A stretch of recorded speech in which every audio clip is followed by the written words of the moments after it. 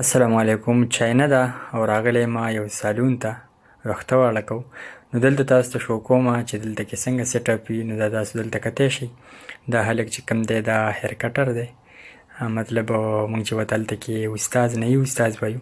او دا تاسو د دوی دا سیټ اپ کتی شئ. ښه زبردست چیرونه، زبردست یو پاک صفا ماحول او ښه کافي یو غټ ځای دی د ناستې دپاره، د انتظار دپاره ډېر بهترین سیټ اپ کړی. تاسو دلته کتی شئ. نو دلته کې چې ویښته واړه کړئ نو سر به دله هم وینځي، په دې سټریچر غوندې به ورته ملا سي. لکه دلته کې دا تاسو اوس کتلی شئ.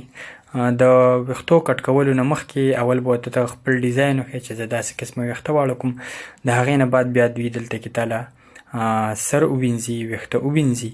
د ویښتو وینځلو نه بعد دوی بیا هغه کټینګ سټارټ کی او د کټینګ کولو نه بعد هم بیا دوی هغه سر تاله ووینځي، ویښته تاله ووینځي.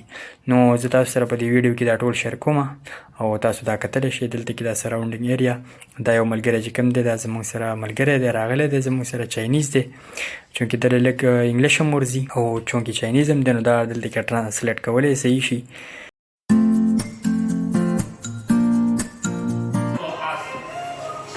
I am coming.